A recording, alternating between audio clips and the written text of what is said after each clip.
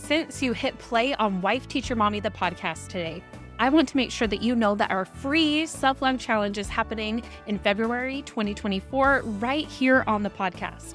The goal of this challenge is to make creating an intentional practice of self-love even easier than ever simply by plugging in your earbuds and listening for about 10 minutes per day. But for the full experience, you're going to want to get the scorecard so you can enter the giveaways, get the daily journal prompts sent to your inbox, and join us for the live wrap-up podcast recording. Yes, you get to join me in the studio and record the podcast together live. It is all free. Go to wifeteachermommy.com/self-love challenge to sign up. Again, it is completely free. You'll get a daily reminder with the free 10-minute coaching each day and your journal prompt, and you will see a transformation over these 14 days. It is not only going to impact your relationship with yourself, but as I'll teach during the challenge, it is going to impact every single other relationship you have in your life, your relationship with other people, your relationship with teaching. That energy is going to impact every single other aspect of your life. So sign up at wifeteachermommy.com/self-love challenge. It's free. Now let's get to the episode. You are listening to episode 111 of Wife Teacher Mommy, the podcast. What to know about trauma with Lindsay Poelman. If you work with or interact with humans, you work with and interact with trauma. There's no avoiding it, as most of us have experienced some kind of trauma in our lives. So today I'm talking with trauma-informed life coach Lindsay Poelman about what all of us should know about trauma, our own personal healing, and how it can impact us as educators to be informed on trauma. So let's dive in.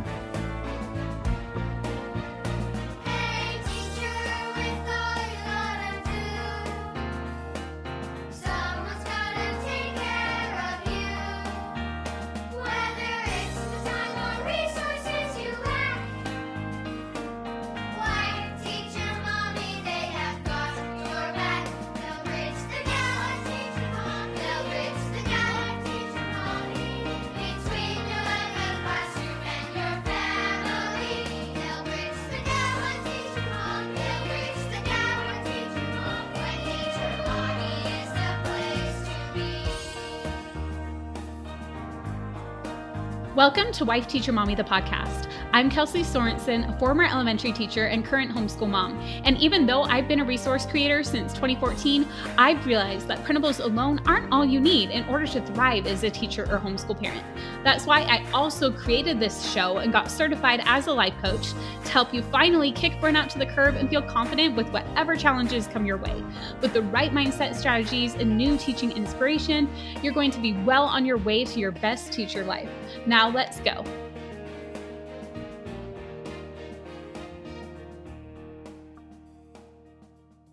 I am so excited to have another incredible interview on the podcast this week. I'm recording this fresh off of getting off the call with Lindsay. We had such an amazing time chatting, and it's been really fun and a change of pace to be doing some more interviews on the podcast lately. I was doing mostly solo episodes for a while, partially just because of the whole arranging with interviews with the solo episodes and be able to just oh yeah, I'm going to just record a few episodes and plan the content whenever it's convenient for me. But it's been really fun to do these interviews, especially because I have been using so much creative energy lately to work on my book, which I'm really excited about. And I'll continue to share updates about the book along the way.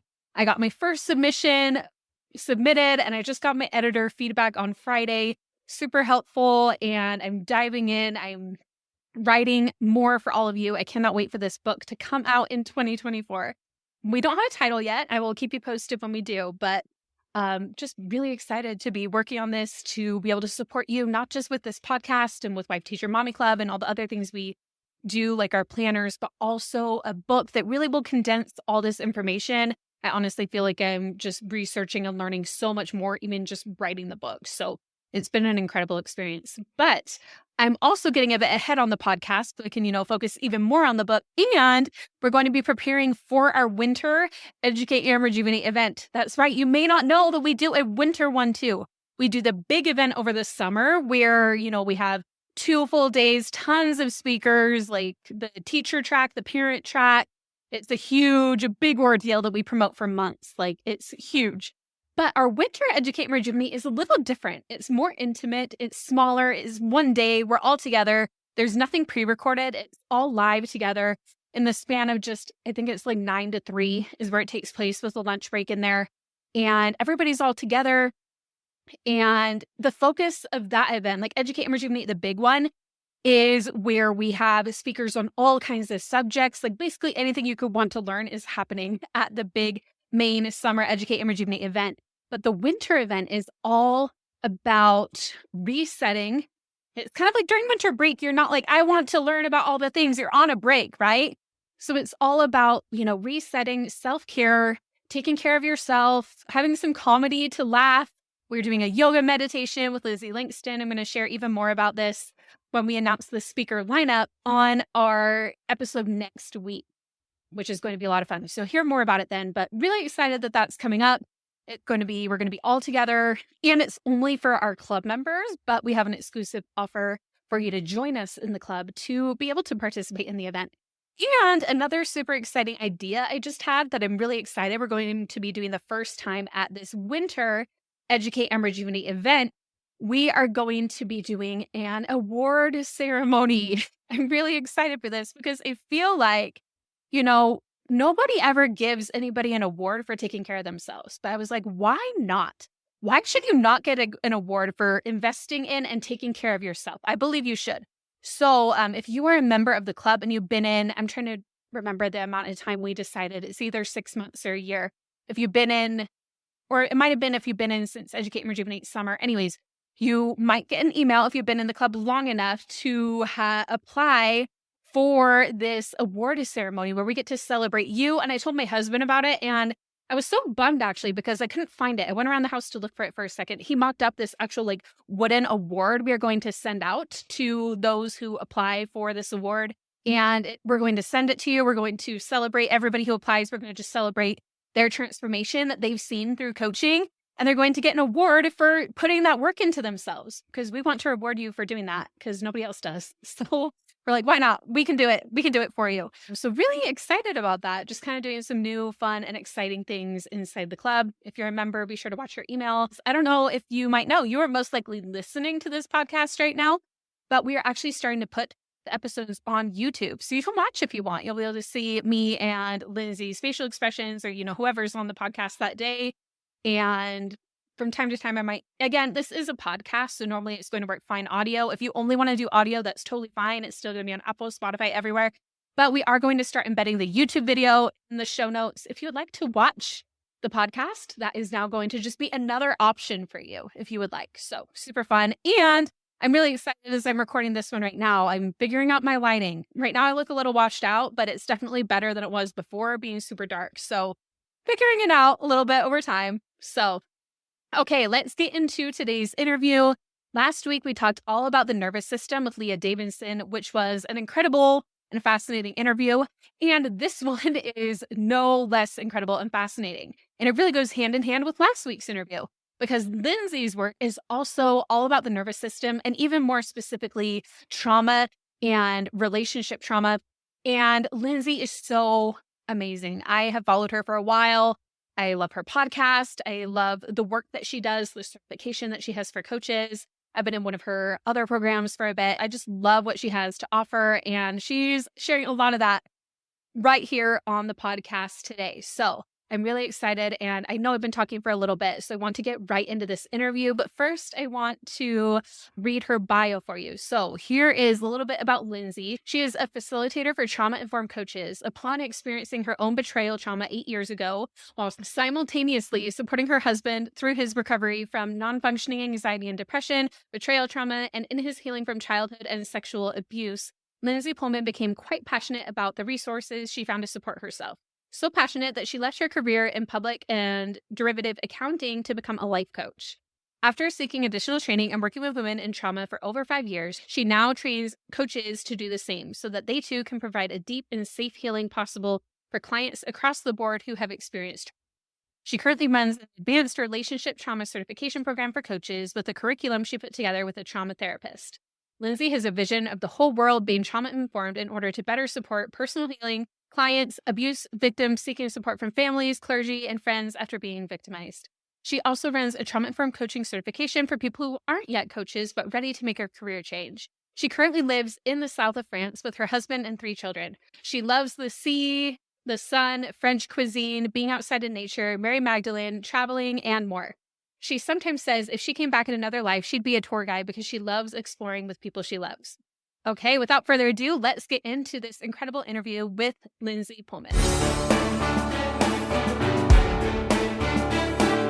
So thank you so much for joining us on Wife Teacher Mommy, the podcast today. Hi, how is well, I guess it's good to see or talk to everybody. I was gonna say hi to everybody, but I won't get a response. So just sending love to everybody. I know it's always like the beginning of a podcast. You're just like, oh, wait, I'm like talking to everybody, but they're not here, but they're going to be. I love it. Okay, so Lindsay, can you tell us, before we dive into trauma and all the amazing things we're going to be talking about today, tell us a little bit about yourself and what you do as a coach and just your whatever you'd like to share about yourself. Yeah, no, thank you. Thank you for having me here. So my name is Lindsay Poelman, and I currently train coaches to become trauma informed. So I have like a full trauma informed life coach certification that I offer. And then for people who are already coaches or already, doing some sort of coaching, I have an advanced trauma informed certification as well. And I got into that because I can't believe how fast time flies. A little over 8 years ago, my husband he had a very big mental breakdown. Like, he came and told me about a few things he'd been lying to me about. And it wasn't like malicious or anything. He was just like ashamed about some of his behavior. And he was working as a dentist and I was a stay-at-home mom. And then within a week, he just became like completely non-functioning. And we realized there was all this childhood trauma that came to a head. And so about a year, maybe 2 years after getting him stabilized, he still wasn't working. And I was working as an accountant. I'd gone back to work. And I just remember getting to this point in my therapy and my recovery and with the work that I was doing in accounting, just remembering thinking, all right, if I'm going to work for the next 30 years, like, I have to do something I love. Like, I love myself too much to lose myself in tax season and all these different projects that blow up here and there. And so I looked into coaching and I found a program that I went through, and I started coaching women who had gone through betrayal trauma because that's what I had experienced with my partner. And so basically, like, short version of that is I started coaching women experiencing that in their marriages with respect to porn. But then I started having a lot of people hire me who hadn't experienced betrayal trauma in that way, but they had experienced, real trauma in some other way. I had coaches coming to me, other coaching programs, just lots of different things like that. And I just started seeing all the parallels and seeing really clearly, like, okay, this trauma thing, like this trauma is everywhere. And I think so many people's behavior. And so I just feel this big call and push to really, really do everything I can to help get as many humans trauma informed and nervous system informed as well. So not just nervous system informed, but informed enough to take care of that and honor that, so that everybody can feel more at peace with their lives and be happier and live more of like a life led by their intuition and not kind of directed by their unconscious nervous system, their unhealed wounds and things like that. So yeah, that's kind of that vision kind of promulgated this curriculum that I co-created with a trauma therapist. And I've been doing that for a few years, and this is where I am.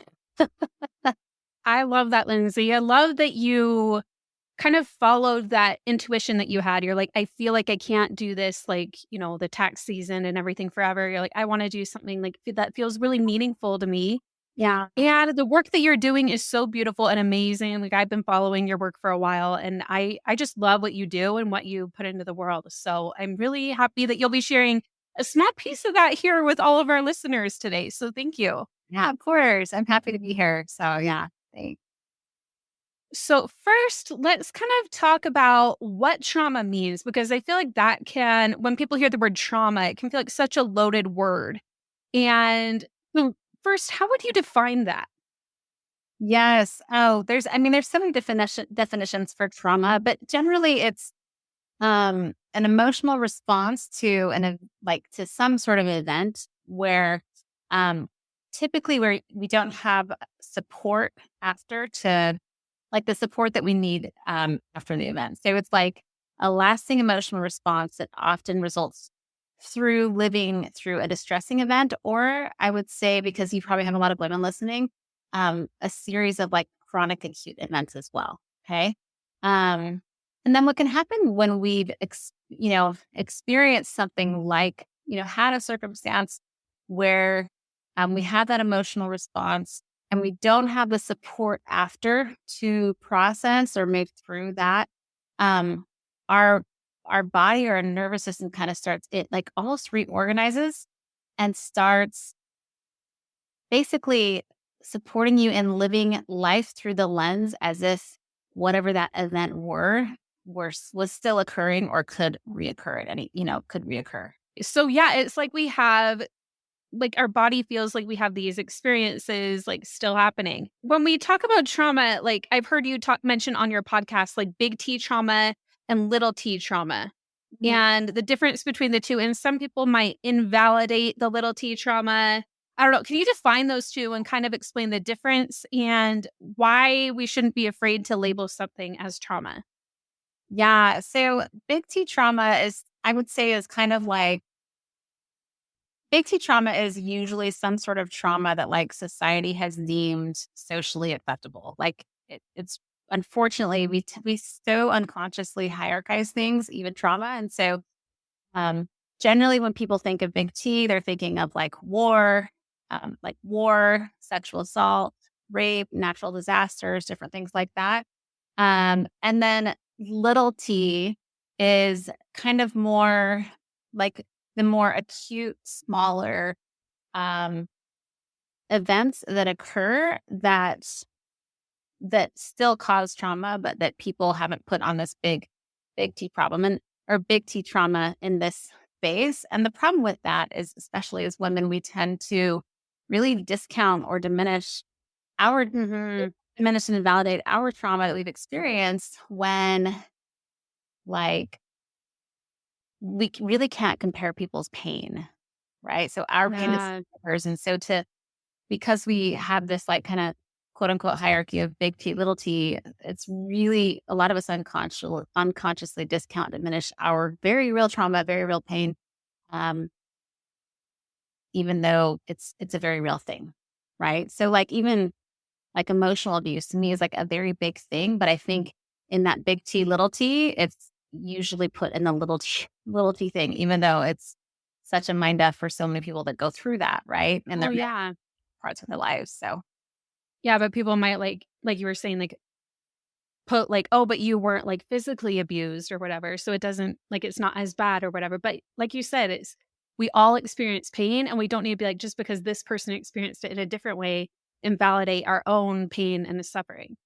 yeah, exactly. And it's real. Yeah. So some other examples of little T trauma could be like bullying, non-life threatening injuries, which are still big things, right? Mhm. Fidelity, betrayal, divorce, financial insecurity is a big one that a lot of people don't realize. Death of a pet. So all of those little things. And I think the big thing is just if it's helpful to use language to separate it into big and little, that's great. But if you're using it in a way to invalidate or diminish what you're experiencing, then maybe just stick with the word trauma. For sure. So why do you think so many times we're afraid to label something as trauma? Like we're like we might have an experience where we are like in the like trauma responses or stress responses like flight, fight, freeze, fawn, all of those. But we don't want to say that we're experiencing trauma. Why do you think it feels like such a dirty word? Almost. I mean, I'm just like, is it a dirty word? I don't know. I mean, it's kind of like a taboo word. I think Yeah. comes to my mind is like, I mean, we're normalizing it for sure. I don't think I think the world is a space where we're normalizing it more and more than ever, which is so needed and so necessary. I Agreed. say that the reason people are weary there's a few reasons. One reason people could be weary of it is because, if you grew up in Western world or in America, like America is founded on puritanical values. And so, um, because of that, a lot of those puritanical values kind of come through into our thinking patterns and belief systems.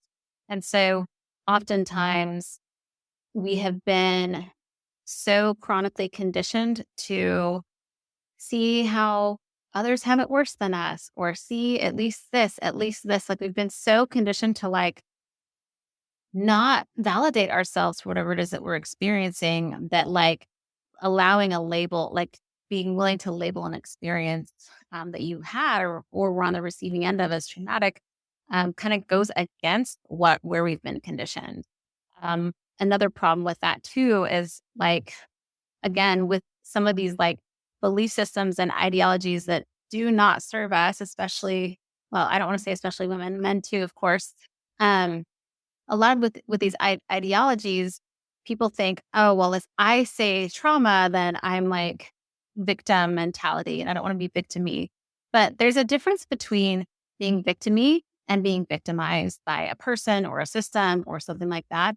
And the thing is, Kelsey, that I've seen with a lot of people is some people need to have the appropriate context to put to their lived experience so that they can label it and actually know what they're healing from.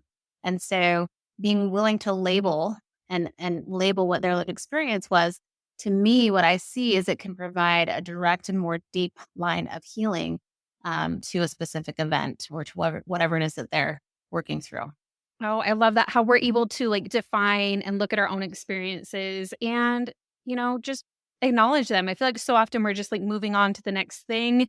We live in a very busy society where we're just like, next, next, next, or I'm feeling these things, but I don't have time to feel this. I don't have time to deal with this. I need to grade those papers. Or I need to take my daughter to her gymnastics class or whatever it is we're doing next. It's all go, go, go. And I think that if we can just take that time to acknowledge our experiences and feel Yeah. them. Yeah. Yeah. So many of us, again, have been like, it almost feels like indoctrinated to be like, to think that we can't hold nuance to see the damage that something has done and the good at the same time. And so often Yeah. time to like share that something was damaging or painful. It's like, but look at the good. Like it's, the people that when we share with people who don't know how to like hold space for us and our pain, it's like, not only is it typically our natural space to be like, oh, but at least the good, or at least, when I think of like toxic parenting or something, it's like, but they still did so much for you. But it's like, what if that can be true and there's still Yes. action, right? Yeah, I was actually talking about this a few episodes ago. We were talking about cognitive distortions and that all or nothing thinking, where it's like, if my parents, like, for example, if it were trauma from your parents, like you were just saying, like if they did anything good, then it's like, well, then it's all good. But it doesn't mean that. Like both things can be true. Yeah. It reminds me, I'm a huge Taylor Swift fan of her song Happiness.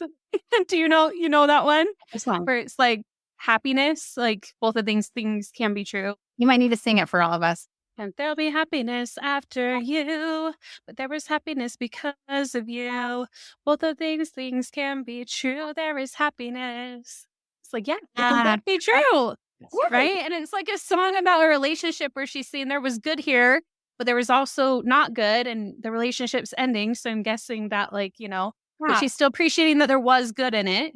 I think if we can do that with trauma, then when abuse victims come forward and try to share that, something, so and so was assaulted, or I mean, I'm hoping I'm not using too strong language, like assaulted by so and so, they can be received. Like if the family members are received or are trauma informed, as the family members know how to regulate their nervous systems, victims can come forward and be received by their families instead of like pushed away and isolated, right? And so like it really matters when it comes to healing and humanity and victims being taken care of, Yeah, for sure. Yeah, we want to make sure that that everybody's taken care of, and that's why we're talking about it here today, and so we can be aware of it for ourselves. And also, like, I do want to get into in this episode how we can be aware of it with like the kids that we teach, whether they're kids in our classroom or our own children, and,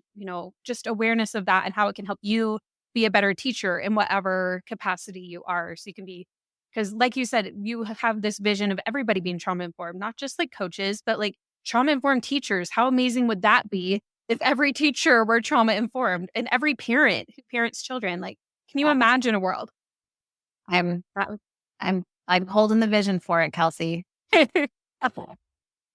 Okay, so what types of, I think we've like kind of touched on this, but I want to explicitly talk about it. So what types of relationships can we have trauma in? So we've mentioned like marriages, we've mentioned parents, we've mentioned people, but it Yeah. doesn't always have to be people, right?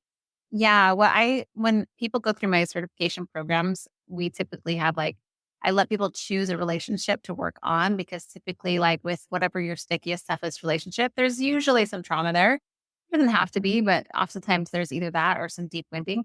And so I usually say it can be a person, a place, a thing, an event, institution, organization. It can be money. Money is a really common one. Um, and again, it could be like a big organization, religious, or it could be like an organizational structure or a system.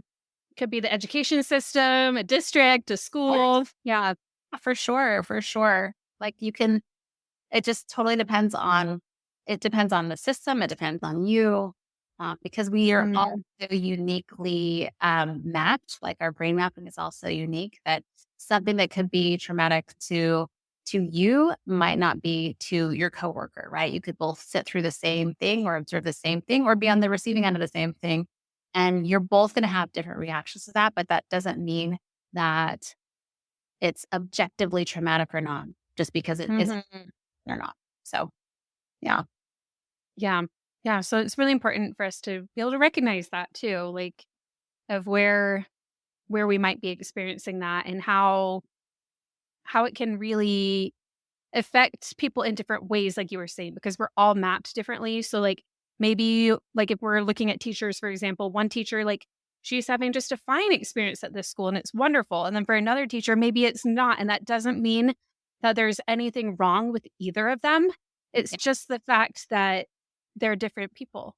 Yeah. Different people, privilege can play into it too. Sometimes people are able to not have to experience certain ramifications or things because of different privilege, different varying Mhm. levels and intersection points. And so there's just so many different things. And I think something to recognize too is that like if you are, if you're working with someone and it's clear that, maybe they have gone through a lot or that whether they've experienced a lot of trauma or they're recovering or healing from a lot of trauma, there is a way to, again, we're just speaking to so much nuance here, to be understanding and compassionate for those that, that we work around and work with while holding and maintaining really solid, strong boundaries too. So we can be compassionate, of course, but it doesn't mean we need to betray ourselves or our needs or anything like that because someone, was traumatized or something like that. So, Yes, exactly. I love that.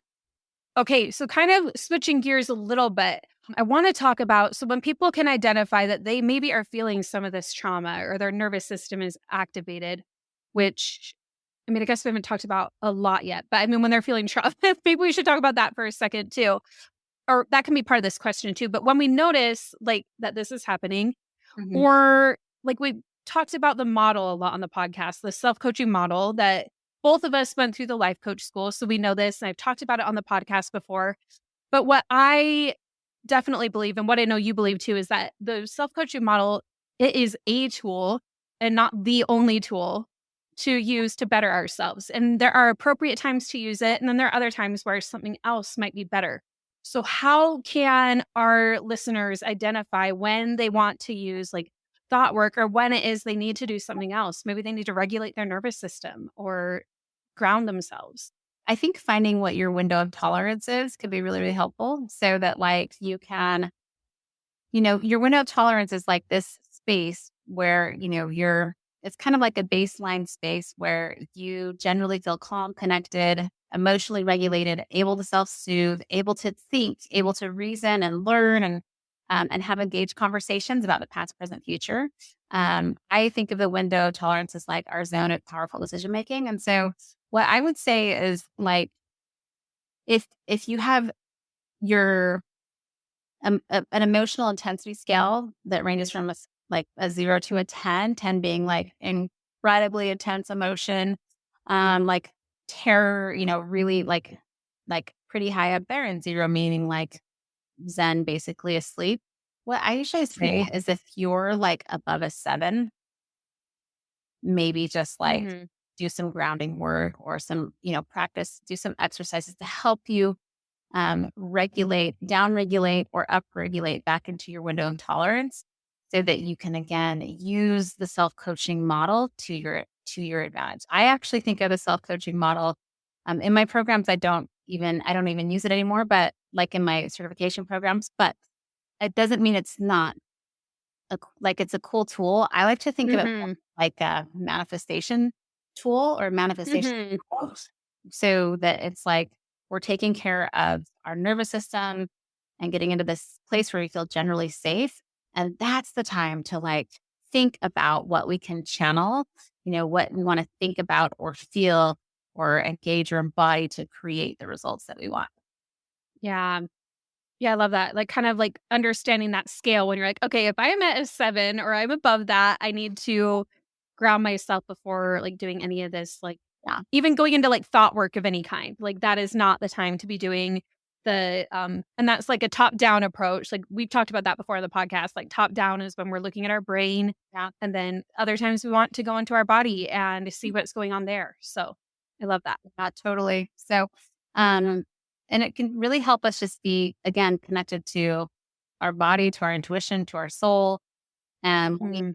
have when that's generally there, it's when we want to like really use our manifestation powers and stuff like that and make those really cool decisions from a grounded space. Not to say that we can't make powerful decisions when we're dysregulated, right? Or when we're, like hyper aroused. Like if I am in fight or flight because I see a kid about to get run over by a bus, like I can still make a powerful decision to go get him out of the way.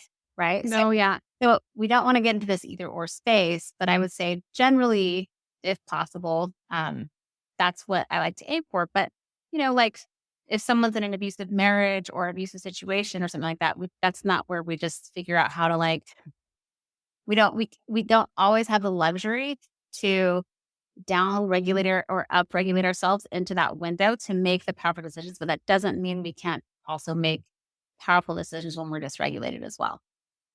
Right, like, I was just writing in like, I'm working on a book right now, and I was writing about an example where, like, a principal walks in, and they are having a surprise observation. You can't just be like, "Okay, sorry, class and principal, I'm going to do some meditation right now to regulate myself." There are moments where you can't just do that right then. So, that's not to say that we have to always stop right in the moment, but when we are able to, like, let's say we get through the observation or like afterwards you save the kid from the bus or whatever, and you're very like, it doesn't all of a sudden you've saved the kid, suddenly those feelings are gone. That's not the case, right? Like, so what do we do when we are in a space where we can downregulate?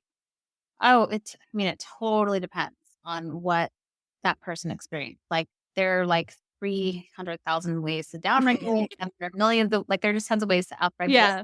But what I usually will say is like, you can check in with your body and see what it needs to complete the stress response cycle.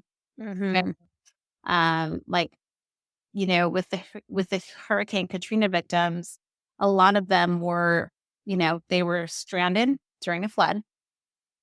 And it's like their fight, flight, their nervous system or their sympathetic response was obviously like, run, run, run, like get away, get away, get away. But they could not Hmm. get away because of the water. And then even when they were rescued, I think a lot of them were like kind of had to be strapped in or carried out. And so for the people who weren't able to get that flight response, like out of their system, they did experience higher incidences of PTSD versus the people in the World Trade Center who were able to run away Oh, yeah. and Yeah. that out of their system, right? And so I think a lot of times when we, um, and if there's an event where we can't do the thing that we wish we could do in the moment, like I might be driving on the freeway and something happens and I might have to keep driving to get to safety before blank, blank, blank, right? Usually it's more of just like a check-in, like, how can I complete this response? Do I need to shake my arms a little bit? Do I need to like dance it out? Do I need to sit and like sway? Like it could be so many different things. That's such a good point.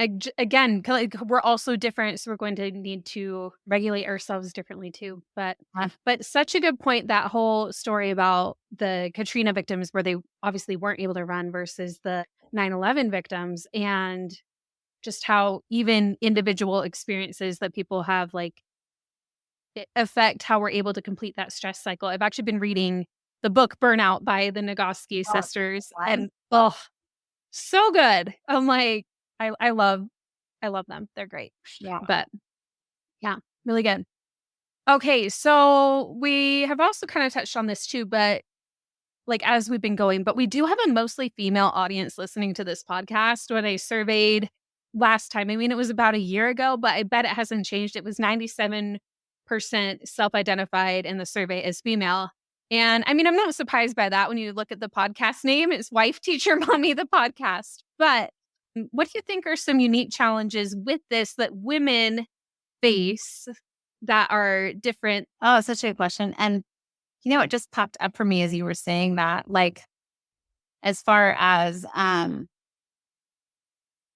yeah, just as far as being conditioned as women or socialized as women. Um, I don't know why this dropped in, but I'm just going to say it because I think there's there's a reason for it, and I'll explain it in a second. But my husband is a sexual abuse survivor. Like he survived. That's what he refers to himself as because there's no childhood trauma there.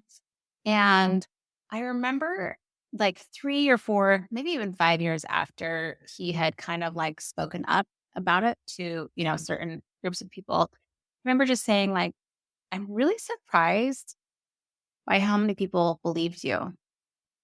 And and that's all I said. And he said, yeah, it's like, I think it's because I'm a man. And I was just like, my body, my heart was like, "Mm, mm, I think he's right. Like, oh, like I hate it. It doesn't mean that he didn't get any pushback, but he's like, I think it's because I'm male. And so I would say for women, the things that I'm going to say, there is a reason there's a reason for why we have a hard time believing that it's real for ourselves, because so many times, first of all, we inherit belief systems and things like that. And we can inherit, trauma can pass down through generation, like 7 generations. And so I think there's a history of women either who speak up and get silenced, or women who speak up and get isolated, women who speak up get killed. And so it, we don't it feels hard to believe, to allow ourselves to believe that something that happened to us is real. So I think that can play a big part in it. And so I think I see that as a struggle, just believing like this is real and it happened to me. But so often, the more you understand your body, the more even for my partner, whenever he would deny his trauma, his depression, anxiety symptoms would just like skyrocket. And then when he would relate his lived experience, like things would kind of calm back down. And so letting yourself believe that your lived experience gets to be yours is a big thing. And if it feels hard to do, just know that that's totally normal. Um, and I think just not discounting it once you see it, because we have a tendency as women to really self-gaslight. And sometimes we can like believe that it's real, but then when we're activated, we tend to question ourselves. But the narrative we question ourselves with are generally the narratives that we internalize growing up that aren't necessarily true. Um, so that's a big thing. And I would just say one other thing is like, as women, being willing to invest in your healing and get support and learn how to receive help. I think this is true. Women, and I mean, I've seen this in myself too, struggling to invest with my husband. Like he might even be more supportive about me doing it than I am with myself doing it. And also like when I'm doing a webinar or something, I'll see so many people who like want to sign up for like our coaching program or whatever, but they're like, oh, I need to ask my husband about it. But then like, a lot of the times they like, oh, he'll just say no, so I'm not going to. It's hard to be like, I want to help everybody else around me. I can't invest this money in myself getting healing. So I've seen that too. Before joining Life Teacher Mommy Club, I was on my own with any challenges I faced. I didn't have anyone outside of my school that I could necessarily like talk to. And that was all on me. I joined Life Teacher Mommy Club because there are just so many resources available to club members, classroom resources, and the personal side with the coaching. That is a huge resource that I did not have prior to joining the club. And it's been really great getting an outside perspective on problems and issues that I might be facing. It really helps me to see them from another perspective. For me, Wife Teacher Mommy Club offers more than just the resources. It has that coaching component, and it has the Facebook group and the community component. And all of those things together help me in my job as a teacher. I'm not just trying one thing. I want all of the things, and Wife Teacher Mommy gives that to me. Something like that. And so I think being like when my husband first got sick, I was so willing to like throw all financial resources in his way. And I had a really like a trusted loved one who was like, what about you?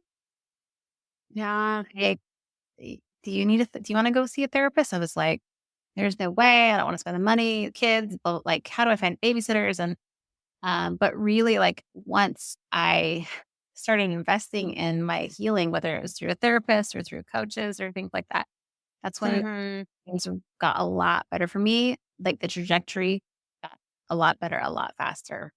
So we're meant to be supported. We're a relational species.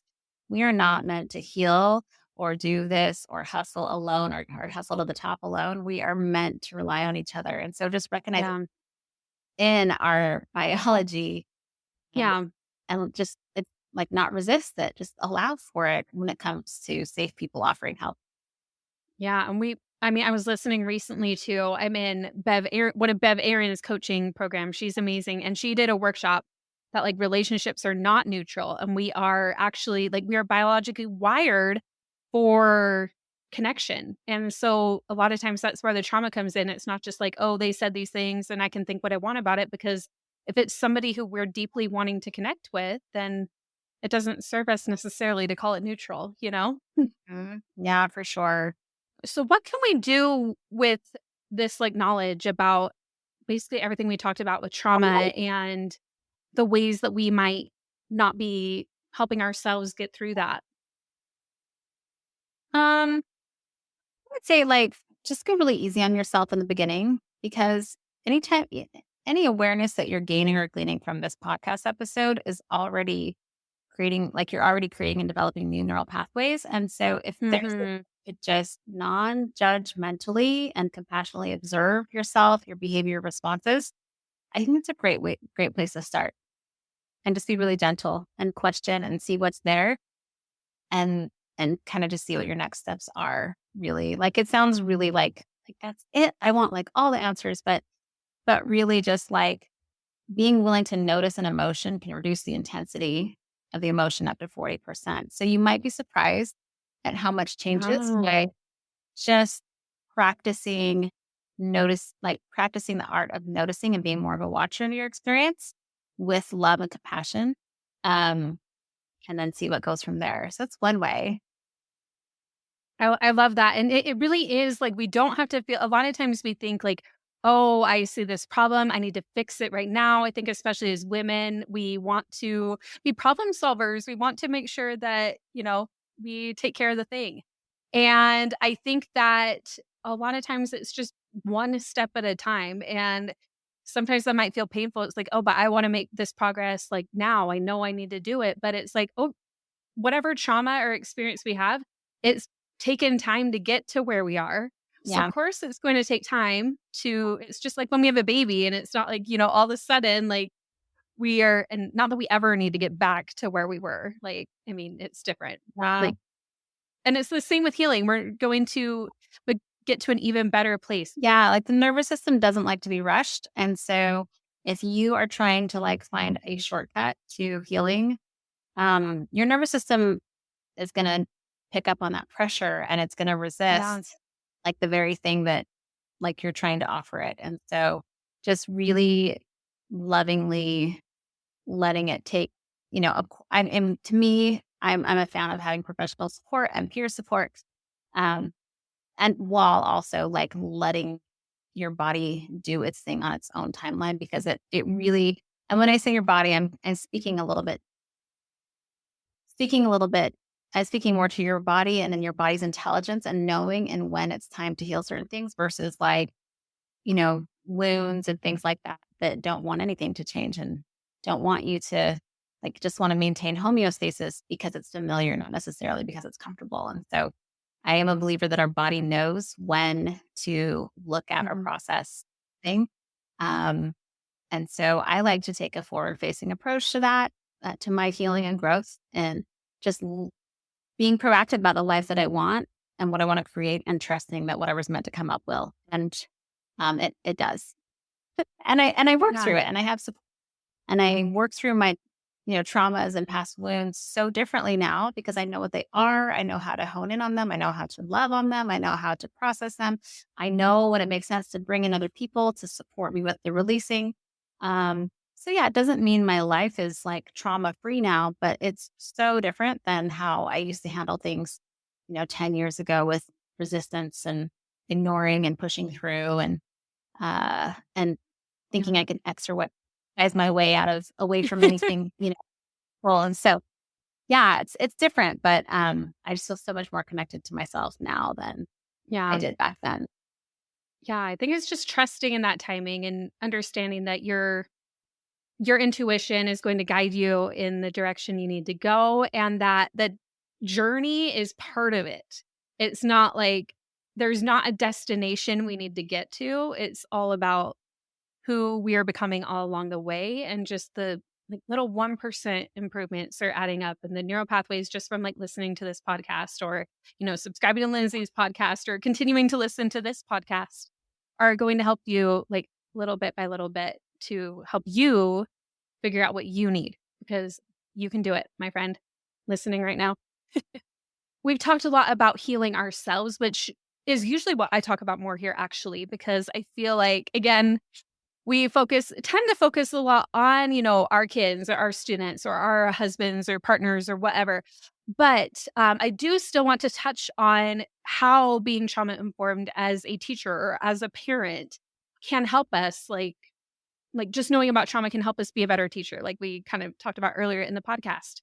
And I know you've said this before, and it just really is like, oh yeah, if you work with people, you work with trauma. It's like, there's no like, okay, oh, I have a class full of 30 students. There's no trauma here, there's going to be. So what do you think is important for us to know as we're working with kids? Oh, it's such a good question. With kids, a lot of times, I think the big thing is like making sure you don't establish identities for them based on their behavior.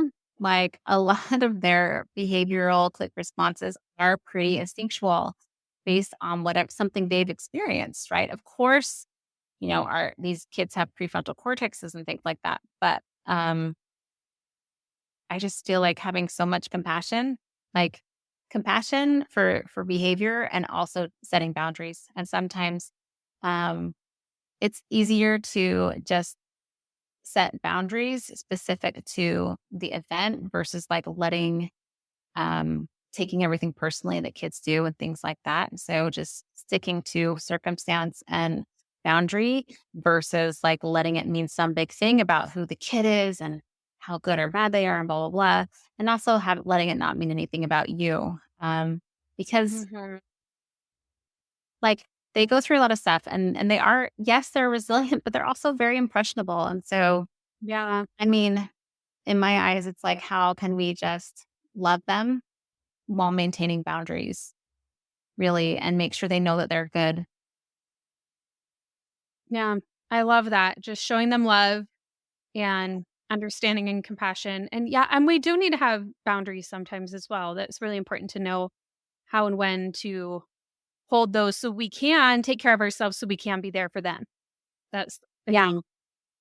Yeah. And if there's a kid that's like particularly triggering, depending, if a lot of the people listening like have classrooms, like it might be a window or a green screen into where there's some work for you, right? Like maybe there is some sort of boundary or circumstance that needs to be a boundary set or circumstance change. But a lot of times our relationships are like green screens into where some of our work is to do. So not all the Yeah. time, but I would say a lot of times. But I don't want Yeah. to say that and you guys go self-gaslight yourselves. It's more Oh, for sure. I check in with yourself there. Yeah, it's what Gabby Bernstein would call like a universal lesson. It's like, okay, this is a lesson coming to me so I can learn and get better from this and have all that self-compassion and grace and non-judgment all along the way. Yeah, I like that. Okay, well, this was so good, Lindsay. I feel like we've covered a lot of ground here on this podcast. Thank you for sharing so much with us. Is there anything else you would like to share before we kind of close off the interview portion? No, I mean, I love being here. Thank you for having me. For anyone who wants to come, you can come find me and say hello on Instagram. I'm Lindsay Poelman Coaching, and it's Poelman. And my website's the same, lindsaypoelmancoaching.com. So, yep. Awesome. Okay, and do you have any like freebie opt-ins or anything or like free resources or anything you'd like to share? Sure. I have a few right now that I'm doing. I have like a mini course called Feminism 101 for Christians, which is a great one to just learn about like systems of patriarchy, feminism, intersectionality, privilege, and oppression, and stuff like that. And then I also have one I just put out. It's called A Gardener's Guide to Thinking. I love that because I feel like so many of us women, we have focused so much on everyone else that taking some time to get to know ourselves with something guided like that could be very helpful. So thank you for providing those. Okay, we will get those links in the show notes so you can grab those and you can, go to Lindsay's website and Instagram. Thank you so much, Lindsay, for being here today. It was so much fun doing this interview with you. Yes, thank you too. Take care.